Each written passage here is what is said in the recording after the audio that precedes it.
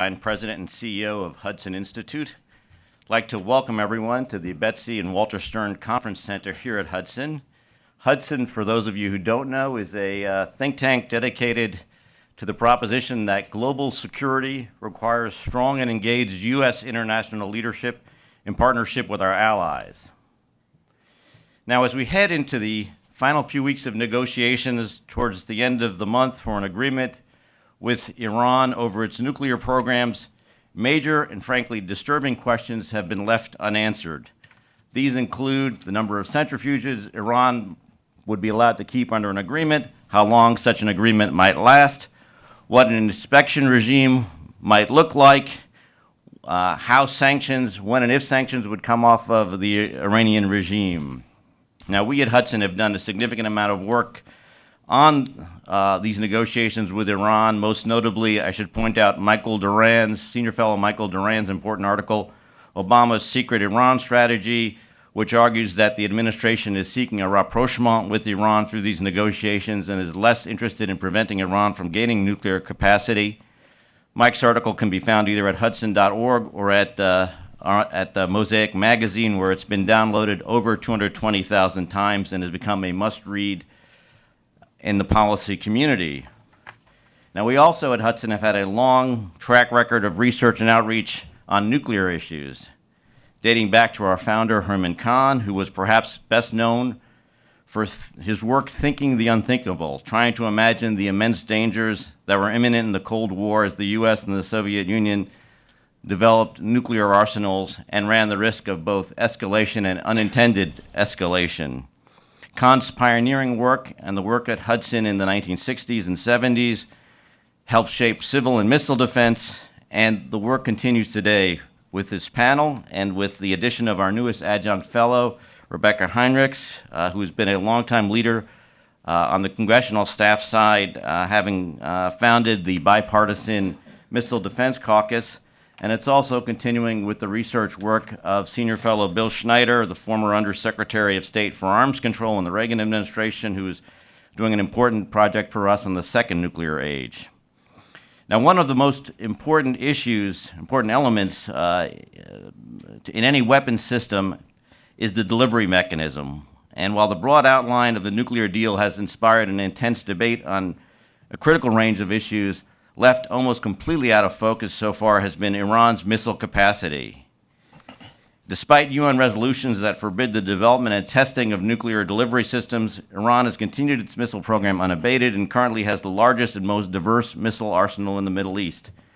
To examine Iran's missile program in the context of the nuclear deal, we've assembled a panel of distinguished experts that include Michael Eisenstadt, the Director of Military and Security Studies at the Washington Institute for Near East Policy, Dr. David Cooper, Professor of National Security Affairs at the Naval War College, Dr. Thomas Caraco, Senior Fellow for International Security and the Project on Nuclear Issues at CSIS. And to open this discussion, we have the distinct honor of hearing from Representative Ron Desantis, a decade-long veteran of the U.S. Navy, who served with distinction in Iraq, and who represents the 6th District of Florida. Representative Desantis worked his way through college, graduating with honors from Yale and also from Harvard Law School. He currently serves as a lieutenant commander in the U.S. Naval Reserve. In the House of Representatives, he chairs the Oversight Committee's National Security Subcommittee. And as I think many of us here today know, he is also seeking to add a new title to his very distinguished resume, that of U.S. Senator from the state of Florida. Today, we have the good fortune to hear from him as he discusses the relevance of Iran's missile program to its larger strategic objectives and the importance of incorporating missiles which function as nuclear delivery systems into the final deal. We're honored to have him here with us today, and I ask everyone to give him a warm Hudson Institute welcome.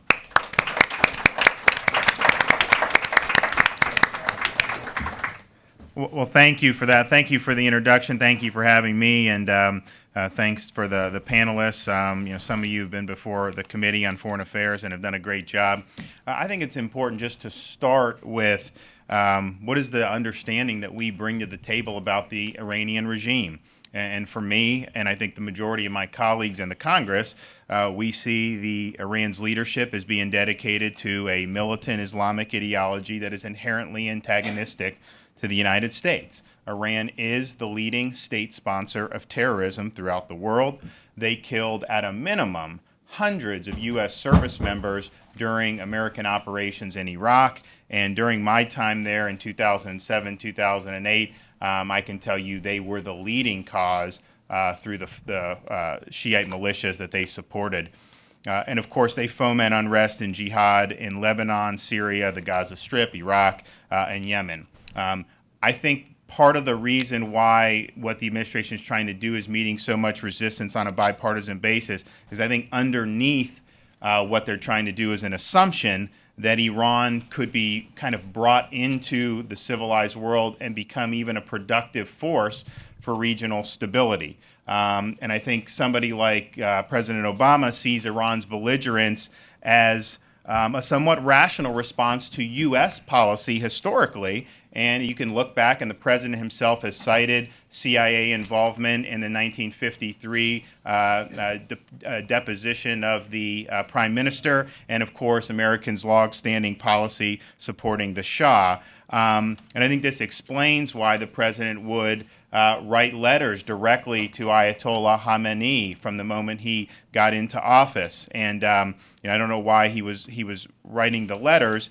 Maybe Hillary warned him about the perils of using email. But I think that what you've seen from the very beginning is a real desire to have a grand rapprochement with Iran. And I think this explains some of the concessions that the administration has made to Iran during the course of these negotiations, because I think they really want a deal because they think the deal will mean Iran can start to change. And some of the concessions that we've been examining in the Congress are really major concessions that represent going across a red line that the president himself has laid down. For example, the underground fortified facility at Fordo. The president was quoted as saying not too long ago, we know that they don't need to have an underground fortified facility like Fordo, and neither do they have a peaceful nuclear program. Yet, under the proposed agreement as we understand it now, Fordo remains.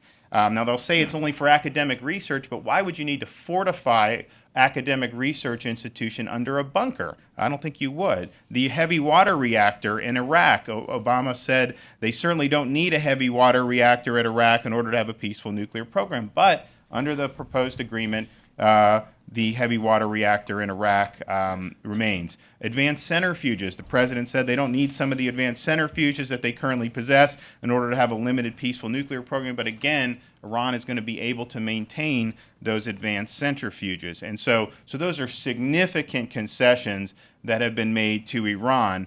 But I think this program is really valuable because the missile program of Iran is something that never has even seemed to be seriously discussed throughout the course of these negotiations. And it's a very significant issue. Now, the White House's initial position was that this would be included. Jay Carney, who is still the White House press secretary in February of 2014, said that Iran has to deal with matters related to their ballistic missile program that are included in the UN Security Council resolution. And so there was an acknowledgement that this is an important issue, and there was a recognition, I think, even on the part of the administration, of the nexus between nuclear warheads and the delivery systems. President Rouhani would never consider this. He said Iran's missile capability is by no means negotiated. And so I think that this is a major shortcoming of these negotiations, and this may be, to not even raise this issue, may rank as even a bigger concession than the concessions about Fordo, the concessions about Iraq, heavy water reactor, the concessions about the advanced centrifuges. And I don't know that Iran getting these concessions, I don't think they even had to make a donation to the Clinton Foundation. They still were able to get the concessions. And so we are in a situation in where this agreement is something that I think is going to meet with a lot of stiff resistance in Congress. And one of the reasons should be because of Iran's missile program. I mean, their missile arsenal undermines international and regional security because these ballistic missiles can be used as a delivery mechanism for nuclear and other unconventional weapons. DNI Clapper was in testimony recently before the Congress, said that in his judgment, Iran would use a ballistic missile as its preferred vehicle to deliver a nuclear weapon if they were able to acquire them. Now, I think the State Department, what they've tried to say at this point, because there had been a recognition this was important, the State Department has said, well, we're not so much worried about ballistic missiles per se, we're simply worried about a missile being combined with a nuke. So in other words, if we can verify that there's not a ballistic missile with a nuke actually attached, then if the fact that they're building more advanced missiles is not something that really needs to be considered in the course of the negotiations. But of course, a warhead that Iran may develop at, say, one of the secret military facilities, which the inspectors likely will not have access to under this deal, that could easily be paired with a missile whenever Iran decides that that is something that they want to do. And even taking away the nuclear issue, Iran's missile capacity allows Iran to exercise undue influence in the region and allows Iran to intimidate neighboring countries. And so it's a very, very significant issue, even if you think that the nuclear issue is going to be dealt with in an acceptable way. And I would note that when you're talking about these types of agreements where verification is so important and there's a serious questions about whether we're going to have access to really any of the sites when we need it, but certainly some of the sites, it's a lot easier to verify when you're talking about limiting delivery systems. And I think that an inspections regime would have a better chance to succeed if you had the missile program as part of that. Iran's ballistic program does represent a threat to our security interest here in the United States. One of the things I do on the Oversight National Security Committee is look to see how our agencies are preparing for certain threats that we may see coming down the pike. One of the ones that we've dealt with recently is the potential for an EMP attack and whether we're successfully or adequately prepared to mitigate that or to prevent it from happening. And there have been Iranian military documents where they make repeated references to using a nuclear warhead, sending it over the United States with a missile, detonating it at however many miles above the surface, and trying to fry our electric grid. And if you're looking at a country like Iran, or if you're looking at a terrorist group that may be acting as a proxy, doing an EMP type attack, that actually does give them a lot of bang for their buck, because if we're not ready for that, the damage could be very, very severe. Given Iran's ideology, steeped as it is in really an apocalyptic form of Islam, it may well be that for Iranians' mullahs, the concept of mutually assured destruction is, in the words of historian Bernard Lewis, less of a deterrent for them than a potential inducement. And so this is very, very significant when you're talking about a regime that is potentially on the path to nuclear weapons, but then will have more sophisticated missiles with which they can deliver them. We, in the Cold War, we had kind of an understanding, the Soviet Union, us, nobody wanted to kind of go down in a blaze of glory. And reasonable people will disagree about how apocalyptic they are, but the possibility is that they cannot be deterred using traditional deterrence. And so I think that when the Iran deal, assuming one is reached, is brought before Congress under the procedures laid out in the Corker bill that was recently passed, I think that you will find a lot of very tough questions. I think you'll see bipartisan resistance. In my judgment, I think the fact that the missile system has not been dealt with at all is going to represent one of the biggest strikes against this agreement. And I think it's something that the Congress needs to scrutinize, and I think that we need to elevate this issue as much as we can. I really appreciate the chance to come and offer a few words. You have a great panel here, and definitely look forward to hearing what they have to say. So thank you all for having me.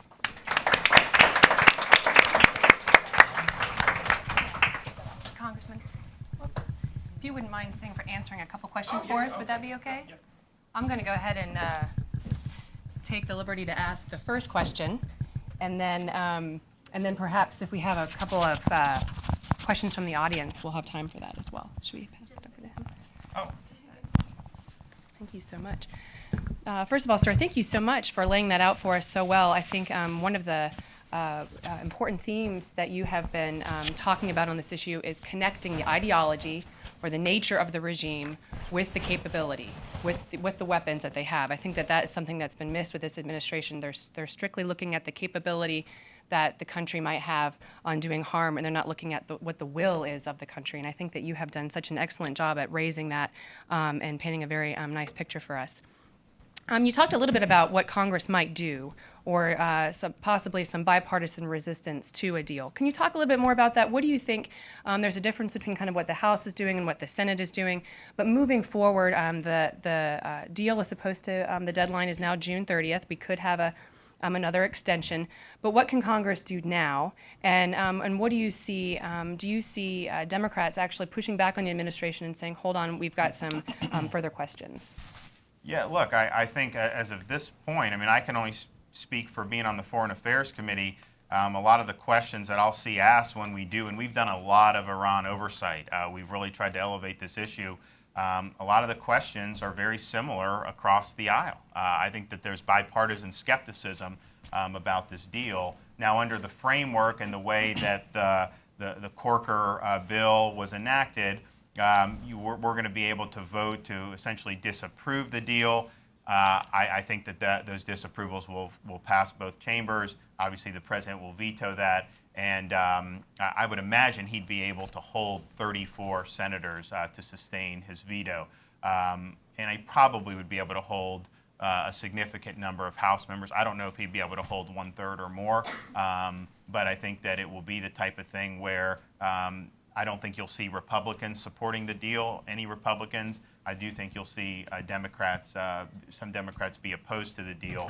And then what you'll end up having, and it goes back to Tom Cotton's letter, is because it's not ratified as a treaty by the Senate and or as an international agreement passing both houses of Congress and getting a president's signature, so it's part of the governing law, you basically are going to have an executive to an executive agreement, which I'm sure the administration will want to honor for the rest of its tenure. But then when the new president comes in, they will essentially be able to cancel the deal because it's not going to have been part of the binding law. And I think because of that, if it plays out that way, I think this will be a very important campaign issue in the presidential election of 2016 about how do you go forward on this. Is this good for our security or not? And the fact that it's happened this way, I think it's going to tee it up.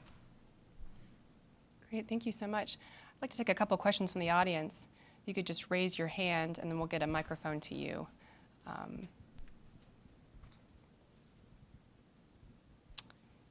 If we don't have another one, then I have another one. But we do have another one right here. If you wouldn't mind just stating your name and your affiliation. Fred Fleitz with the Center for Security Policy. Congressman, thank you for your remarks. Ali Hanonen, who is, you probably know, is a former IAEA official, has said that Iran cannot explain why it is enriching uranium. There's no peaceful purpose. Would you agree that there cannot be a meaningful agreement with Iran that allows it to continue to enrich uranium? Yeah, I mean, look, they're sitting on centuries worth of oil and gas. They don't need to have any type of nuclear capacity for power generation or for their economy. It's just not necessary, and it's something that they're doing. And look, they're behaving rationally in this. I mean, they realize that if they could acquire nuclear weapons, I mean, that would obviously cement the regime in power and allow it to have even more influence throughout the region. So, and the thing is, the UN used to say no enrichment. I mean, that had been the position. And now we've backed off of that, or the administration has backed off of that so much to where they're really going to be able to maintain a significant nuclear infrastructure. And then the hope is that we'll be able to limit enrichment enough so that we can see if they eventually, break out. But even if that is somehow successful, at the end of the deal, you've left them a threshold nuclear state. right here.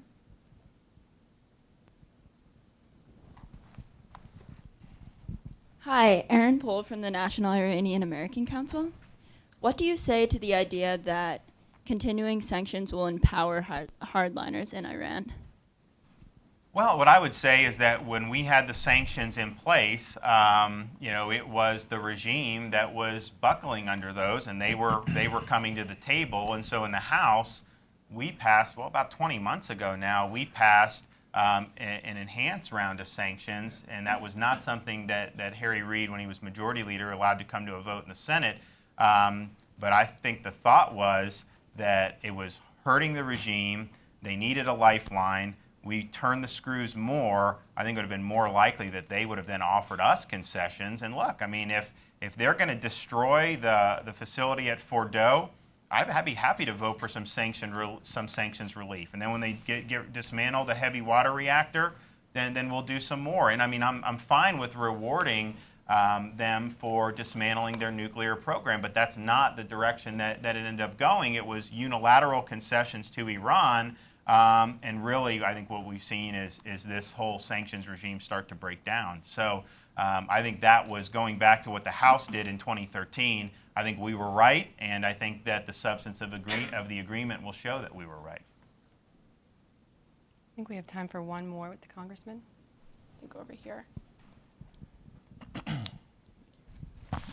Russ Reed, Endowment for Middle East Truth. Congressman, thank you for being here. Regarding the delivery systems, since President Obama said these are outside the purview of the negotiations, what can Congress do within their abilities to try to mitigate that problem?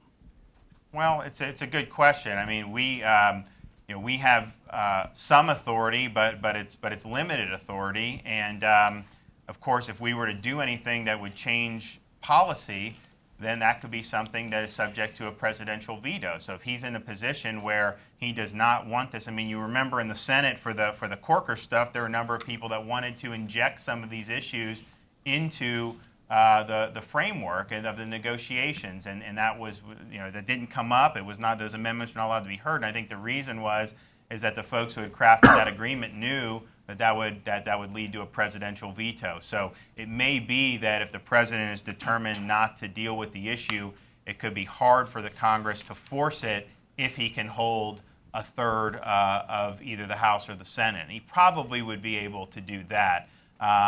So I think that really people like me, but then obviously events like this, to raise this issue and elevate its profile, I think that will allow us to potentially have more success down the road. But I think we got a lot of work to do, because I think that even though my constituents are concerned with what's going on with Iran, and 2 years ago everyone said, oh, the public doesn't care about foreign affairs anymore, all this stuff. A lot of people are very concerned about it, but I think that the extent to which the delivery systems are an integral component of the whole nuclear issue, I think we need to do more work in educating the public on that.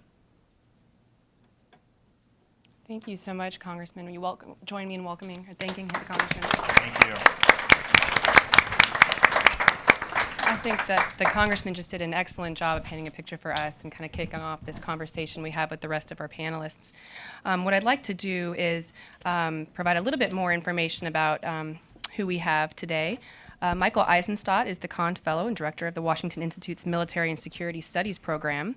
He's a specialist in Persian Gulf and Arab-Israeli security affairs.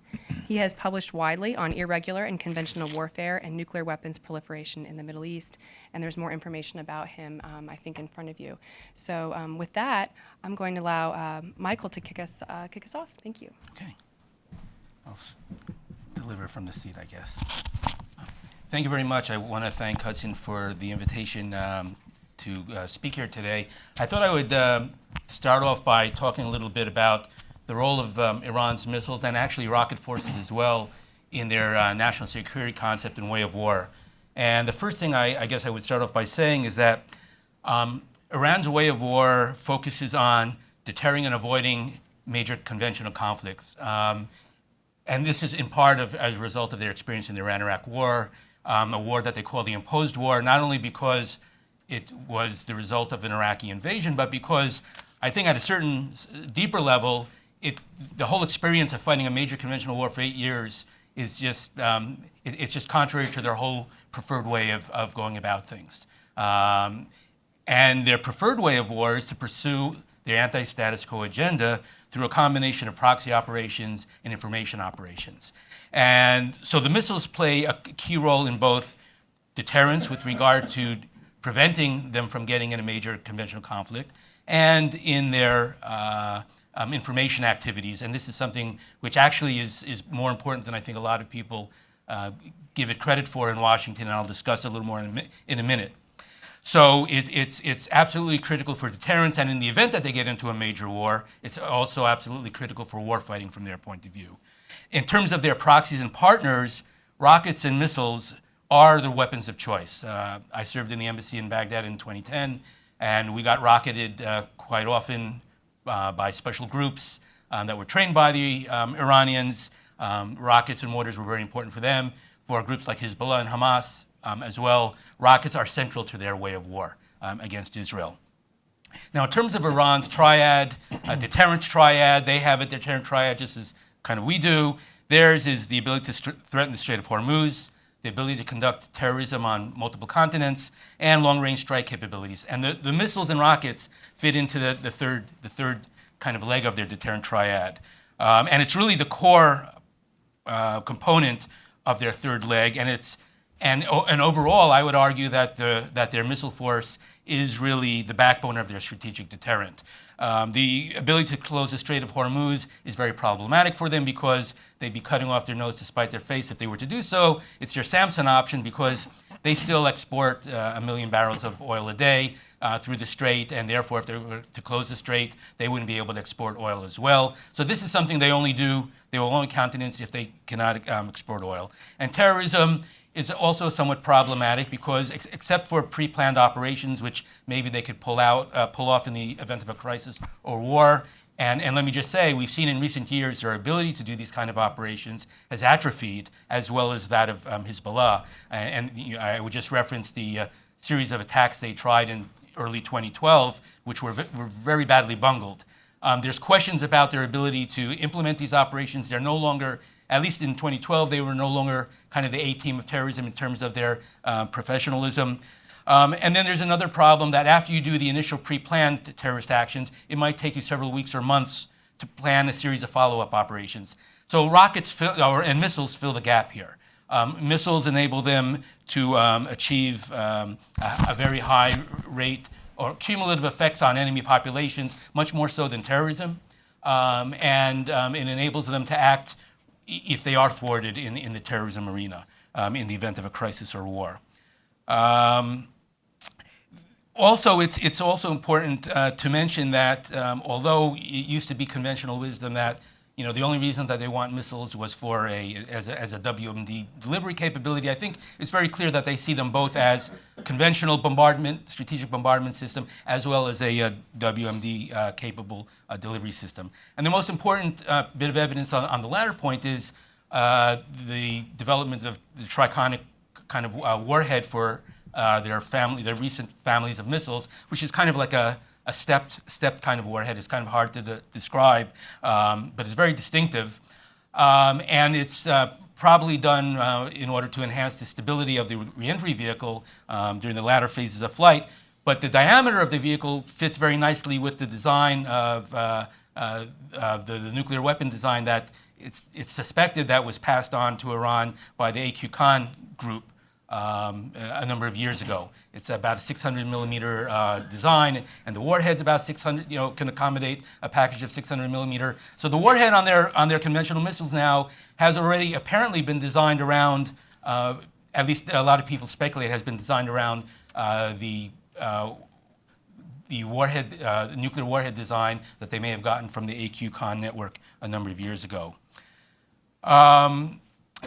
Now, I mentioned that the missiles permit a more rapid response than possible by proxy attacks in the event of a crisis or war, and their ability to generate greater cumulative effects than can terrorist attacks. I should also mention they're also working on a variety of shorter-range missiles for use probably in the Gulf against naval targets. The Khaliji Fars, which is a modification of the Fajr 5, if I'm correct, or the Fatah 110, which is a guided version of the Fajr rocket. And then they have the Hormuz 1 and 2, which is what the Hormuz 1 has an anti-radiation capability against either radar, ground radars or naval-based radars, and the Hormuz 2 is for use against ships in the Gulf. They've also recently unveiled what they call the SUMAR, ground-launched land attack cruise missile, which is at least apparently modeled or derived from the Raduga Page-55, which is a Russian cruise missile that they got a number of years ago. And it's interesting, none of these really, when people are talking about Iran's ballistic missile program, but we also have to focus on their cruise missile capabilities as well when considering possible nuclear delivery systems. They also look at missiles as part of their ability to advance their strategy of driving wedges in enemy coalitions. And for a while, they were working on missiles that had the range to reach Europe. And in fact, under their satellite launch program, they still are working on intermediate range and ICBM range systems, most likely. But again, this is important for them to be able to target the Europeans in the event of a crisis and split them off from the US. The last point I just wanted to make with regard to how they look at their missiles in the context of deterrence and warfighting, that's one aspect I mentioned, psychological warfare. Their missiles play a very major role in every military parade they have. They often festoon their missiles with banners threatening death to the United States and Israel. I think the missiles are used kind of as a surrogate for their nuclear ambitions. They reject the claim that they are pursuing nuclear weapons, but if you demonstrate missiles that look like nuclear delivery systems and you show to the press missile silos that are hardened, that have blast doors, which on a subliminal level, these are always associated with nuclear delivery systems. I think this is part of their nascent policy of nuclear ambiguity that they're pursuing. So and I think you cannot underestimate the importance of their missiles in their psychological warfare strategy, because in many ways they see the information line of effort as their decisive line of effort for the most part on a day-to-day basis. And that's why they're always engaged in spins, and they give a lot of media coverage to military exercises and parades and the like. I'll just finish up with just one quick policy point, and then to wrap up my comments. It would have been preferable that if I think missiles were folded into negotiations. The fact that they're not on the table now, though, I think only further underscores the need for the possible military dimensions file to be dealt with in negotiations. But this is a way in which we can get at the issue of R&D related to the engineering studies that were done on integrating a spherical kind of weapons payload into the Shahab warhead that was apparently done more than a decade ago. And it only underscores the importance that the facilities that were done, that were used for this type of R&D, and that the individuals who are involved in this R&D be a subject of monitoring as part of any agreement. So again, if missiles are off the table, only underscores the importance of the PMD file as a way kind of through the back door to get at monitoring their missile R&D work, especially with regard to the warheads that might be developed to carry nuclear weapons. And that's, I look forward to hearing what my colleagues have to say on these matters. So thank you very much. Thank you. Next, we have Dr. David Cooper. He is the chair of the Department of National Security Affairs, the U.S. Naval War College, and holds a faculty appointment as the James B. Forrestal Professor of National Security Affairs. Dr. Cooper? Thank you very much. Well, I'd like to concentrate my remarks following up on some of what the Congressman said in terms of the implications of not having specifically intermediate range and beyond ballistic missiles. So in other words, the most threatening and the most associated with nuclear weapons capable missiles currently in Iran's arsenal, but more importantly in development in terms of prospective future systems in the deal. And my bottom line is that represents a significant flaw of omission that does raise serious questions about the efficacy of the prospective deal that is coming into focus. Before I go further, let me say that the views I'm giving are strictly my own and do not represent the views of the Naval War College or indeed any agency or institution. So I should say that this treating of missiles as separate and secondary is not unusual. As a matter of fact, this is a tendency and has long been a tendency within the non-proliferation community. Missiles are seen as associated with nuclear weapons, but nonetheless are treated as separate and certainly are treated as a secondary issue, a concern, but secondary. And therefore, what we see in terms of the apparent concession in taking missiles off the table fairly early in this process that the United States has done is part and parcel with the historical pattern of these things. And it should also be noted that this is understandable. There is a perfectly logical explanation for this, and that is that, as has been alluded to, if you don't have nuclear weapons, then missiles are relatively harmless, at least in terms of being able to have strategic effects from a military perspective. And also the idea that if you take care of the nuclear weapon problem, then that's the primary thing. However, there's a counter-argument to this common wisdom. And the counter-argument is that missiles really should be viewed as part and parcel of a nuclear capability, particularly if what we're worried about is not the idea of whether Iran gets a nuclear weapon or two or makes a strategic ambiguity for nuclear weapon, but if Iran were to make a bolt for serious nuclear weapons power status along the lines of a Pakistan or in India, clearly following in the footsteps of what North Korea is trying to do. And if we think in those terms, then the missiles, far from being peripheral, actually are rather key to the whole solution for the Iranians. So although giving up addressing missiles, I would say, is understandable as a negotiating expediency in order to get yes to the deal, giving Iran a blanket pass on any and all of its missile programs, to include its longest range and most threatening programs in development, really does raise some troubling questions about the deal. So let me briefly note 4 implications of not having the missiles. The first is raising doubts about Iran's fundamental nuclear intentions.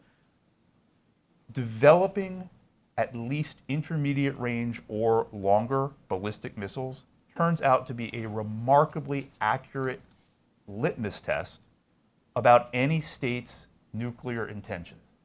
The absence of such programs turns out to be a very accurate predictor of the peaceful nature of a state's nuclear weapons program, and vice versa. Time and again, real-world experience has demonstrated that the long-term time horizons, the vast expense, and the international taboo of long-range ballistic missile programs, and so I'm not talking about those at short ranges with clear military conventional tactical purposes, but for those longer range programs, really only make economic, political, or military sense in the broader context of an ambition to become a nuclear weapons power. Nuclear weapons and ballistic missile programs have therefore typically been developed hand in glove together. And in fact, this correlation between the two, with a couple of exceptions that in the end turned out to prove the rule, has been absolute. This is arguably the most absolute indicator of whether a state's nuclear programs are peaceful or are associated with nuclear weapons ambitions. So Iran does say that their nuclear weapons program is peaceful, but I would argue that the missiles may tell a different story. As has been noted, Iran has a very capable missile force, and the nature and scale of those programs has long belied the peaceful nuclear intentions that Iran claims. In fact, even before there was evidence of a nuclear weapons program, there was evidence of Iran pursuing these long-range missile programs. So I would say that if Iran refuses to consider these missile programs, it raises a real question of why. For what reason? What does Iran need these longest range missile programs for, if not to deliver nuclear weapons? A second implication that has been alluded to is complicating verification of any agreement. Covert nuclear weapons programs are notoriously easy to hide, even with international inspection mechanisms, and consequently, any chance for plausible verification requires very intrusive measures that still may not give high confidence. And I think this has just been highlighted by the most recent IAEA report in the past hours, really, that highlighted that Iranian nuclear stockpiles have in fact grown in the face of what was supposed to be a moratorium, and with no indicator of why that's happened or what the implications might be. That's on page 6 of today's New York Times. Chris Bidwell, who I see making a confused face, so it didn't make the front page, but nonetheless a very telling point. Adding intrusive inspections can help, but it's unlikely to solve the intrinsically difficult challenges of verifying nuclear materials and nuclear warhead weaponization.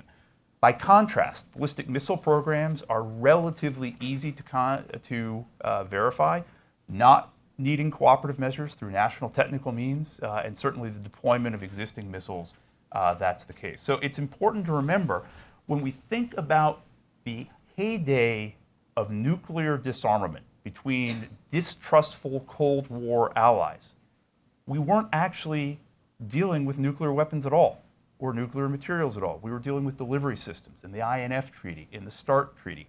All those treaties with President Reagan's maxim, trust but verify, they were all about the delivery systems because that's what simplified verification. So the second implication is, by not including those missiles, we are complicating the verification problem tremendously.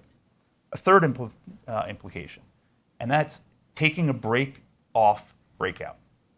We are down to trying to figure out how to finally calibrate, from a technical point of view, a year's worth of breakout on nuclear material. The fact of the matter is, missile programs, particularly the longest range missile programs, tend to be very long-term and difficult propositions. And we have seen that in cases where countries have pursued both, such as North Korea, they've actually achieved nuclear explosive capability before they've achieved a long-range Icbm or equivalent missile. So by not including these missiles, we are really complicating that breakout scenario significantly. The last implication is undercutting missile proliferation itself. You could say, well, we're not including these, so it's a null set. I would argue that, in fact, by not including these missiles, we are going to actually undercut the missile non-proliferation regime. Most obviously, if the UN sanctions related to missiles are weakened or lifted, but even so, the main instruments of missile non-proliferation, for example, the Missile Technology Control Regime, the MTCR, are very weak on enforcement and rely heavily on national judgment and national determination. And it seems to me very plausible that if Iran is perceived to have been given a clean bill of non-proliferation good health through this nuclear agreement, that it could be an invitation to relax vigilance on missile supply-side export controls, particularly if an Iran flush with money from the relaxations of sanctions is paying top dollar for plausibly innocent missile-related technology. So in sum, I would just conclude by saying, if Iran has not been asked to give up its missiles, that would be peculiar. I don't suspect that's the case. I suspect this has been a negotiating bridge too far for them. But it really begs the question of why that should be, particularly for these longest range systems where they still have a long way to go and still have a lot of money to invest. Why do they need those systems if they are not associated with nuclear weapons? We have seen all this before. We have seen countries who have sincerely repented of a nuclear weapons program. South Africa, Libya, they have given up missiles in tandem with those nuclear weapons programs. We've also seen a situation where we tried to do much as we're doing now to address a covert nuclear weapons program while leaving aside an overt missile program, and that was North Korea in the agreed framework in the 1990s. And in fact, what happened in the end is North Korea pursued both apace. So I think we really do need to ask these questions and at a minimum put the Iranian regime on the hook to explain what is it they need these long-range missiles for, if not nuclear weapons. Thank you. Thank you. Our final panelist is Dr. Thomas Caraco, who is a senior fellow with the International Security Program and the Project on Nuclear Issues at the Center for Strategic and International Studies. His research focuses on national security, U.S. nuclear forces, missile defense, and public law. Tom? Thank you, Rebecca, and thank you to Hudson for hosting this. You know, as I've been listening to everything here, I was struck really by Ken Weinstein's kickoff. Really the threshold question of why this matters, if it matters, is the overall picture of Iran's future.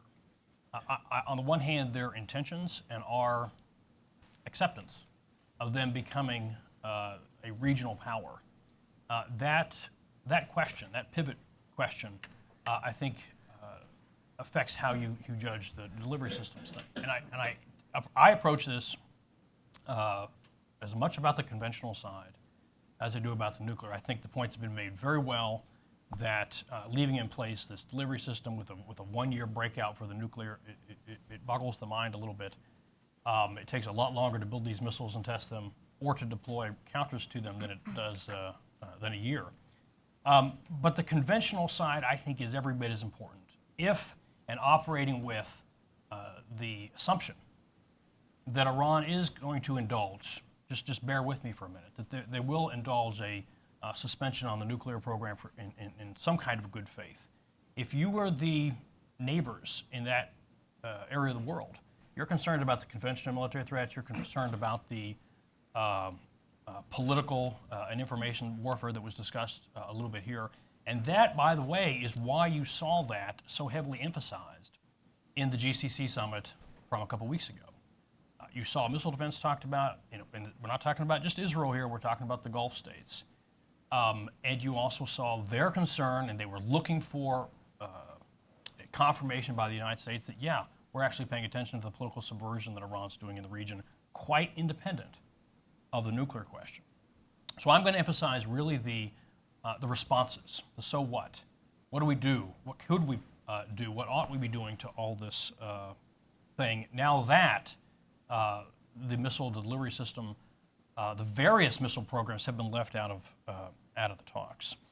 And I appreciate Michael's point, especially about the conventional and really the diversity of Iran's missile programs. It's not just about the Shahab-3 ballistic missile, right? Perhaps that's especially important if you're looking at the nuclear, but it's the diversity and really the infrastructure that they build up much more broadly. Anti-ship cruise missiles that their proxies used to hit an Israeli ship in 2006. Anti-ship ballistic missiles that they've tested. He also mentioned the significantly ranged cruise missile based apparently on the KH-55. If you're the neighbors to Iran, you're concerned about, I would say, a spectrum of air and missile threats quite independent of the nuclear issue, both political subversion, but also the kinds of threats from these systems. And add to that what in some ways ought to be the most concerning, which is the development of mobile solid missiles. Even if they're not super long range, although actually they're right up there with the Shahabs, that kind of mobility leads to surprise and difficult for detection. So let me walk through a handful of really a spectrum of responses. The first, of course, is really I think what David was underlying very, very well, that in theory the best way to counter an Iranian missile threat is the basket of counterproliferation and non-proliferation. If missiles had been in the talks, that would have been we would be having a very different conversation right now. And as he alluded to, this has been done before. Of course, somebody in the State Department put this in the basket very early on, as we've seen in testimony actually, And you saw it in Libya. You saw it with Saddam's Iraq. You saw it, frankly, with various folks in South America. You actually have even seen this because of our concern with stability and because of the indicator of intent, our bilateral arrangements with South Korea, right?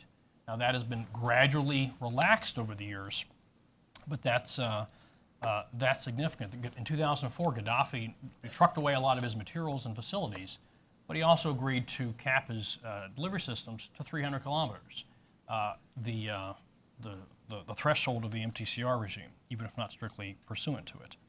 But we've lost that. So in some sense, that optimal position is now in the coulda, woulda, shoulda category. The second, since we've failed to do that, is unfortunately we're going to be put in the position of continuing to sabotage and counter in various means, covert and otherwise, unless solid missile facilities spontaneously combust, unless scientists go missing entirely on their own. That's something they're going to have to keep doing. A third possibility, and I'm talking here not merely for the United States, but also for other folks in the region, is strike. And it's in fashion again to talk about left of launch. Right? In the 1990s, it was, oh, don't worry about defenses, these kinds of things. If we ever get the intel that Saddam is building something, don't worry, we'll take preemptive action. The plausibility of that today, I think just about everyone would say, has become even less than in the past. And so you have a lot of interest, not merely, again, for ourselves, but for our partners in the region, in standoff weapons, in F-16 Block 60s. These are what folks are talking about. And the joint statement that came out of the summit a couple weeks ago talked about expediting arms transfers. That is a piece of that. And guess what? The Russian S-300 sale complicates that, right? If you're Iran, if you want to have some kind of complication to the ability of somebody to take out your facilities, missiles, et cetera, left of launch, then you're going to want those kinds of air defenses. And we can thank our friends, the Russians, for that. Also, of course, just complicating, and this goes back to the solids, the solid mobile missiles. It's not always that easy. Back in 2006, I think it was, we had every intelligence asset of the United States looking at the Korean Peninsula for the Taepodong launch, saw that, but then were surprised when a handful of short-range mobile solid missiles were launched off. The reason is you can move those things around and you don't have to have the facilities to fuel them like you would big liquid-fueled missiles. So the fact that Iran has, frankly, not learned from and benefited from a lot of foreign assistance over the years, but have overtaken their mentors, the North Koreans, on the solid thing, is, I think, a pretty significant thing. As the Scud hunts in Iraq various times over the years showed the difficulty of that. So just waving your hand and talking about left of launch as a reliable option to counter this. Don't worry, we can take it out anytime we want. I think that's a little bit naive. Admiral Winnefeld at CSIS a couple of weeks ago said just that left of launch is a luxury that we're not always going to be able to have. So that really brings the fourth category of responses. And again, if you've gotten here, you've done something wrong. But that is the active and passive defenses. A big part of the anti-access area denial, A2AD, problem that we face is missile-based. And so that's going to play into, again, going to the conventional missile threat. The proliferation, as Deputy Secretary Bob Work likes to say, of precision-guided munitions, right? That proliferation out to our adversaries, the fruits of the U.S. second offset are now out there for others to salvo-type attacks on our forward bases and forces abroad. That's going to require, on the one hand, dispersion, distribution, deception, hardening, right, on the passive side. But also, of course, this requires active responses, right of launch, in the way of missile defenses. And our partners in the region have put some serious money behind this. The Emiratis, the Qataris, Kuwaitis, Saudis, lots of patriots in the region. The Emiratis are already in the process of getting 2 THAAD batteries, right? There's interest in investing in longer range defenses expressed there. And you saw this really in the GCC summit last 2 weeks ago. The White House really, I think, trying to assure and calm some of these concerns is we're going to work with you on joint regional missile defense. And there was a statement that came out saying that they'll do just that. They've said that every year for the past 3 years. And the internal GCC political tensions are nothing to overcome just all that quickly. The alternative to working together, and that's important for sharing early warning data especially, a big radar and cutter looking into Iran would be a very nice thing if they shared that with their neighbors. The alternative to that is everybody going their own way. Even petrodollars are finite. But in a way, that's the path being pursued now. Saudis, Emiratis, et cetera, getting just enough defenses that they think they can defend themselves. That's not as effective as folks in the region working together, right? And so if that kind of GCC, joint missile defense, can be pulled together, at least in the area of early warning and information sharing, that I think would be a very good thing. The joint statement that the White House put out a couple weeks ago also talked about expediting arms sales. Get those FMS, get those defenses out there so that they can at least defend themselves. The U.S. has missile defenses in the region, EUCOM, CENTCOM, but those are limited. Those are very limited. And guess what? The Ballistic Missile Defense Review that the Obama administration put out in 2009 said that the demand for defenses are going to far outstrip supply. And you see that already. That those previous options, those previous responses, right, putting them into on the negotiating table in the first place, that would have been optimal. It's far more expensive to counter these things when you don't do that. It's far more expensive for ourselves and our partners, jointly and collectively, to counter these things. That doesn't mean we can just forget about it. Unfortunately, that's, I think, where we are together. I'll say also that the second half of the missile defense equation is with Europe.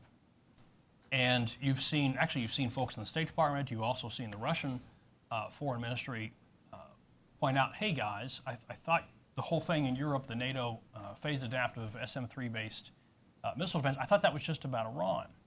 And if you sign this piece of paper on the nuclear deal, you don't need to worry about that anymore, right?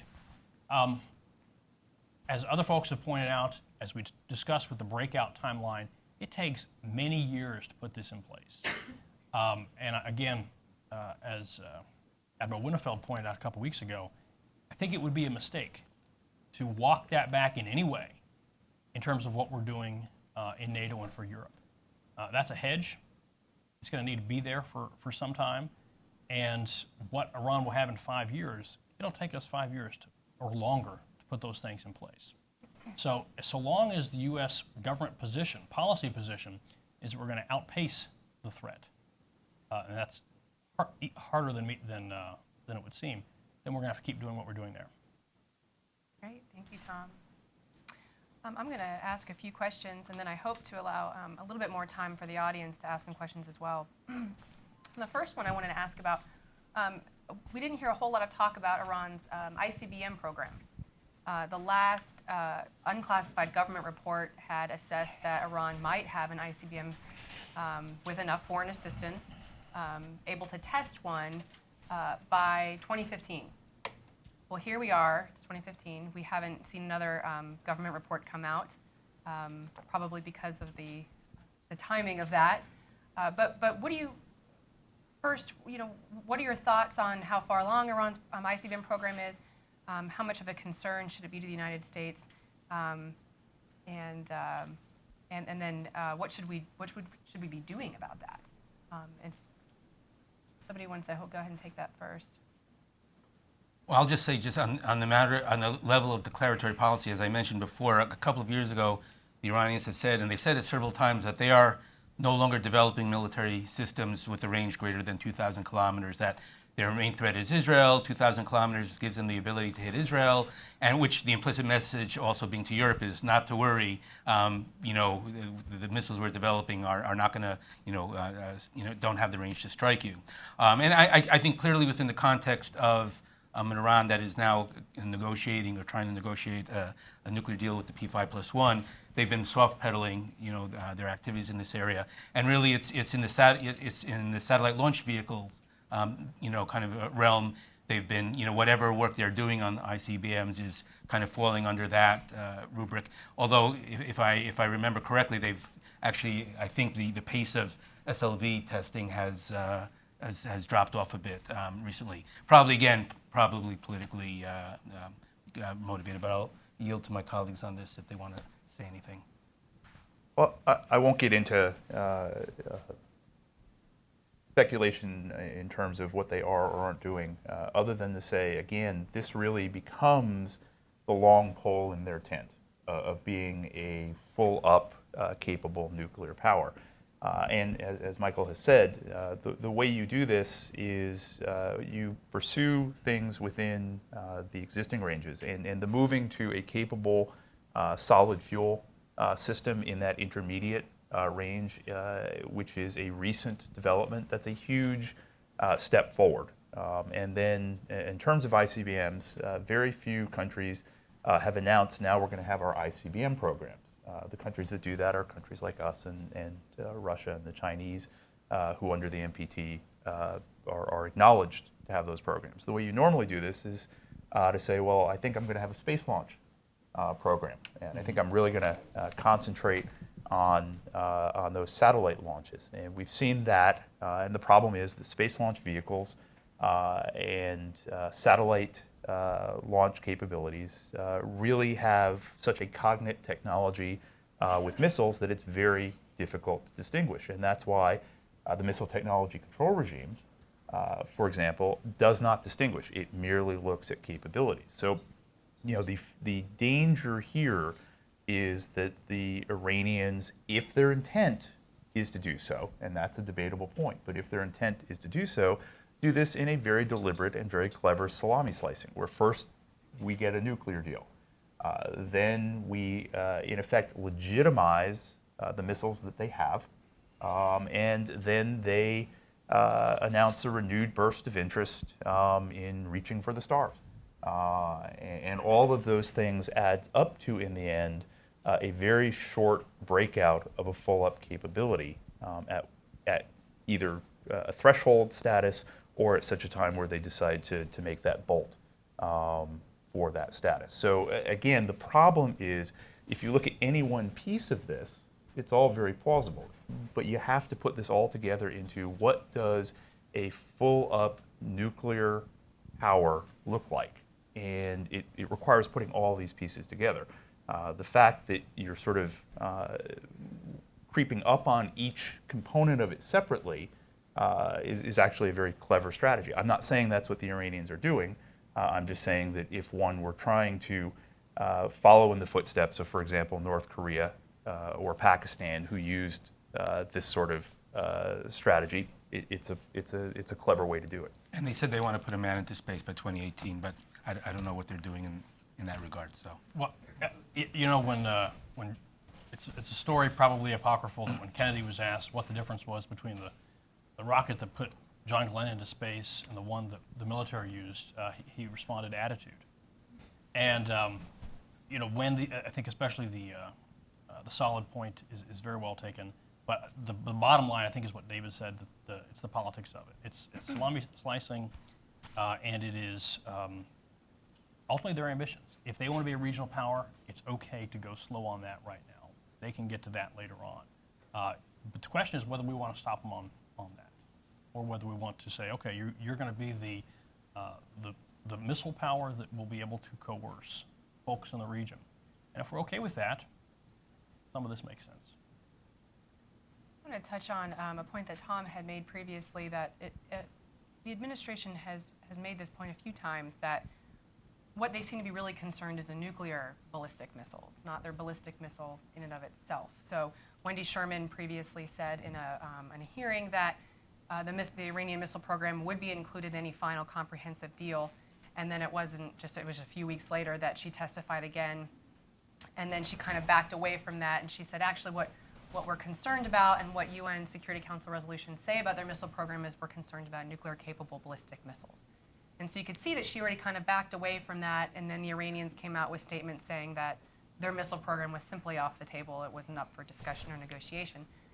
But even years before, right when President Obama took office, there was the missile defense plan to put a ground-based mid-course defense in Europe and the radar in the Czech Republic. And then there was this letter that the administration had sent to the Russians that the media got a hold of that basically said if the Russians would help put pressure on the Iranians' nuclear program, that perhaps we wouldn't need this missile defense site in Europe. So you can see that there has been this tie and this concern really just with a nuclear ballistic missile. So two questions on that point.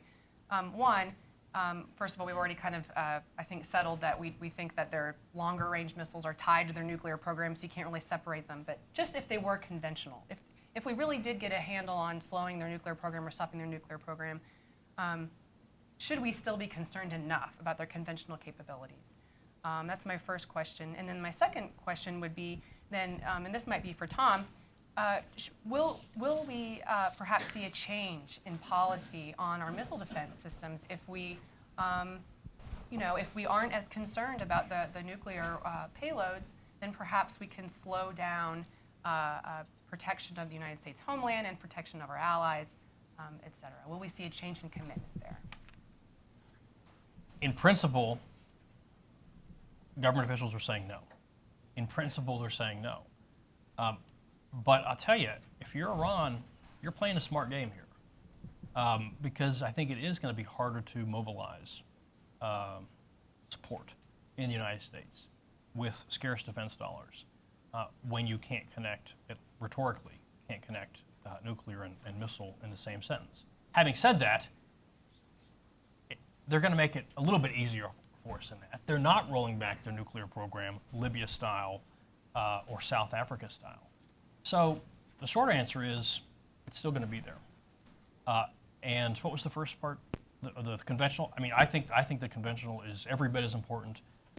I think the anti-ship capabilities and, frankly, the increasingly precise, the increasing precision on their what used to be glorified rockets, that we ought to think about. And you know what? If we don't think about it, it's one thing, but our friends in the region are going to be thinking about it. And they're, again, putting real dollars behind it. If I could just add just something. Part of the problem we face is that I actually do believe that a large part, I mean, their missile force is conventional now, and even if they were to eventually get nuclear weapons someday, a large part of it will remain conventional. To provide additional flexibility in the event of a crisis, to have a conventional response in addition to have a non-conventional response, and also in the as a penetration aid that you send a salvo of both conventional and non-conventionally armed missiles, nuclear armed missiles, and the adversary doesn't know which one are the nuclear ones, and it's part of a saturation tactic approach to kind of dealing with missile defenses. The other part of the problem we're dealing with here is, a lot of the arms control agreements during the Cold War were bilateral. We gave up part of our capabilities in return for the Soviets, cutting part of their capabilities. The problem we have here is that, if you ask or you demand of Iran to place numerical or qualitative limits on their missiles, there's no regional approach. They'll say, well, you're demanding of us to cut our capabilities, but you're not doing anything to deal with the threat, from our point of view, the threat. And this is why I think we probably, in the end, probably gave up on this. In a lot of these two reasons, because they do have a conventional role, and there is no regional approach at this point. This is just kind of P5+1 in Iran, and Iran's going to be making unilateral cuts in response, in return for our sanctions relief. So that's why I'm saying, again, I would say PMD is the area, and again, PMD is important. People say, well, that's the past. It's not the past. The PMD provides you with the know-how needed for going ahead to have an effective monitoring program, which, by the way, I'm not optimistic about what kind of half-life any kind of monitoring program has. I doubt we'll even get for the 10 to 15 years that the agreement calls for. But for whatever duration it has, you have to have effective monitoring of also the people involved in warhead R&D, production, and the like on the non-conventional side, and be able to watch those people. So that's hence my approach. I think that's given the administration's preferences and the politics of this thing, that's probably the way to go. I hope we get it. I'm not optimistic. I would just jump in briefly to say, absolutely, missiles, cruise missiles, and shorter range systems in particular, have a significant conventional capability. From our perspective, that is something we should be worried about. But I think it is useful to distinguish that from the systems that really move into becoming implausible other than as a nuclear delivery system. The fact of the matter is the official U.S. position on all this has been to draw that line at the MTCR Category 1 level, which is a fairly low line. That's any system capable of delivering a 500 kilogram payload to 300 kilometers. So that's sort of an old Scud-B range system, and that's where we say the line should be drawn. Even if we were to relent and draw the line much higher, even if we were to draw the line where we've drawn it for ourselves, the Intermediate Nuclear Forces Treaty, remember, we don't have these systems. We've given them up. The Russians don't have these systems. They've given them up. And they've given them up because they are so inherently associated with nuclear weapons capabilities. And in fact, President Putin has begun to ask pointedly, well, why should we continue to give up on these systems if others are developing them, and if others are developing them associated with nuclear weapons? And of course, the Russians have been recently found in violation of the treaty. So, all right, thank you. With that, I'd like to take a couple of questions. Right over here. Good morning. I'm Professor Glass from the. Thank you. I'm Professor Glass from the University of Southern California School of International Relations, with a fine group of Trojans with us this morning. We welcome being included in the audience. Thank you much. I'm going to ask a question about kind of basic physics here. You talk about the warhead R&D program, and what do we know about the Iranian warhead, the status of the Iranian warhead program to any extent? At least in theory, it has a lot to do with the ability to miniaturize. It has a lot to do with whether you're choosing a gun-type assembly or an implosion device to be a warhead. And I'm not smart enough about those kinds of physics to know. I'm smart enough in one extent, which is to say a warhead assembly can be used and not tested. We've done that. History shows that. I don't know that that's true for an implosion device.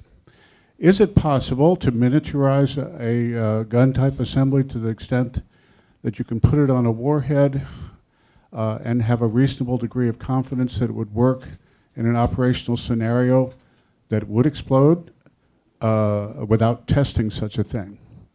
So it's kind of what we know and what are the inside physics of the warhead itself that constitutes a part of the threat. The delivery vehicle, the propulsion system, the accuracy, all those things are important. But what can you enlighten me a little bit about what you know or what you need to be concerned about the Iranian warhead development effort?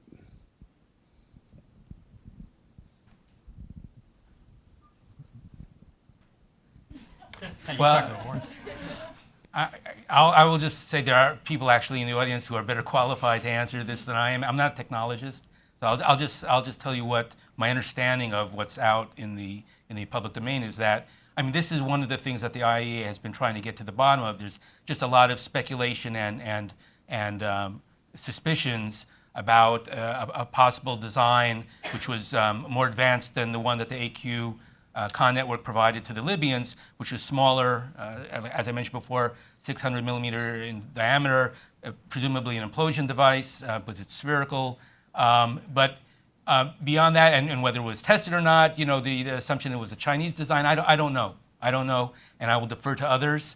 The bottom line is I would just argue, though, from a strategic point of view, from the point of view of the neighbors and the countries in the neighborhood and ourselves, whether the design will perform within parameters or not, or will be kind of a sub, where the yield will be below what was the design parameters. It doesn't really matter because nobody wants to find out they were wrong on those points.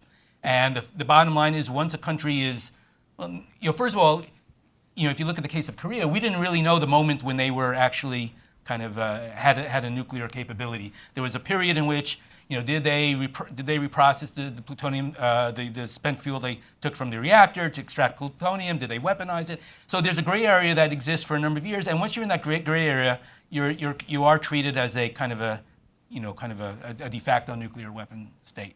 And I think that's, from the political point of view, that's the critical, point you're in, and Iran is kind of perched just before that. So the fact that we know, there seems to be a lot of information that they did weapons R&D work, that they may have gotten a design, that they have sufficient fissile material now for 6 to 8 weapons.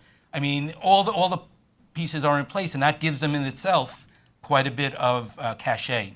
And that's why what the negotiations are all about. It's not about preventing them from becoming a nuclear state. It's how far can we move them from from that from a breakout capability. And that's really what it's about. So in a way, as my colleague said, it's confirming and legitimizing their status as a nuclear threshold state, which is a very different thing. And I would argue, as a threshold state, you get a lot of the benefits of being actually a weapon state without a lot of the costs. You're already almost there. And at least I would argue, the last point, and I have been talking long, I'm sorry. People say, how does the world change when Iran gets the bomb? I would argue the world doesn't change when Iran gets the bomb. The world changes when the neighbors conclude that if they decide to get the bomb, they can get it. And then or at least that's the way that the world changes in terms of the way Iran looks at itself. And I think they're already there in a way. Because Khamenei has said, we don't want the bomb, but if we were to decide to get it, nobody could stop us. And I think the greater assertiveness we've seen in their regional policy recently is born of confidence from that belief. So. I would just say it's at that point when to bring it back to missiles, then the other folks in the region are going to go on a missile buying spree too. The Saudis are apparently already there. Other folks are hedging their bets on that. Where is MTCR? Where is missile non-proliferation at that point? Is it dead? I think that's an incredibly important point. I did want to tease that out a little bit more too, because that's something that those more on the arms control heavy side of things and folks on the more kind of hawkish side have agreed on is this non-proliferation efforts. What can we do to prevent the spread and and the sale of missiles? And I think excluding these missiles from the deal actually does kind of implicitly condone or endorse their missile program in some way, even though you will have administration officials say, yes, but UN Security Council resolutions still forbid them. And then my last question I'd like the panel to address, if you could briefly, once this deal, if there is a deal that has been reached, what will we lose in terms of our leverage and ability then to turn around and try to restrain and control Iran's missile program? A lot has been said. Once we have a deal, there's going to be lots of money injected back into the Iranian economy, and then they will be able to continue their terrorism efforts and all the political subversion that they're doing in the region. But what will this be able to do for their missile program? Let me jump on that, if I may. I think, first of all, as I said in my comments, I think this really represents a significant flaw of a mission. That doesn't get at a very legitimate question of, is a deeply flawed agreement better than no agreement at all? And I think the question you're getting at is that larger question. It is not inevitable that this will legitimize the missile programs just by their absence. However, if that is not going to happen implicitly, it's not going to happen by fairy dust.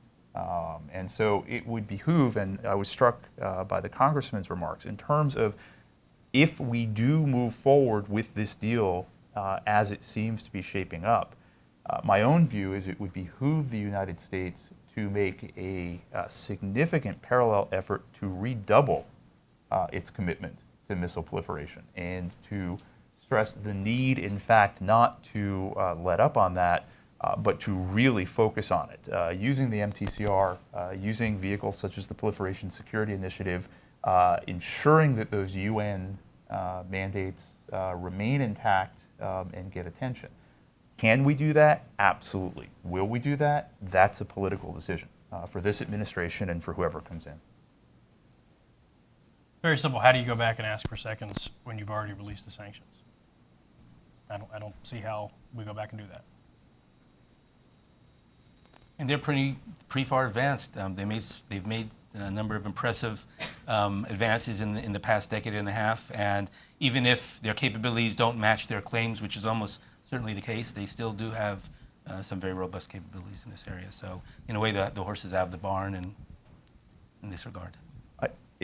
I would argue there are a lot of horses Yeah. out of the barn. And there's still some there are horses still leading some around. Yeah, no, horses you're right. that are not out. We are Right. very late in this game, but we are not too late to impede the most worrisome capabilities. But we're very close to that threshold. So this is the point where if we even just say, well, let's not worry about this for a while, that could be too long. I mean, we are at a very late stage in terms of trying to impede those most threatening of Iranian missile capabilities. Thank you so much. I think this was an incredibly instructive panel. Thank you so much for joining us today. Please join me in thanking our panelists.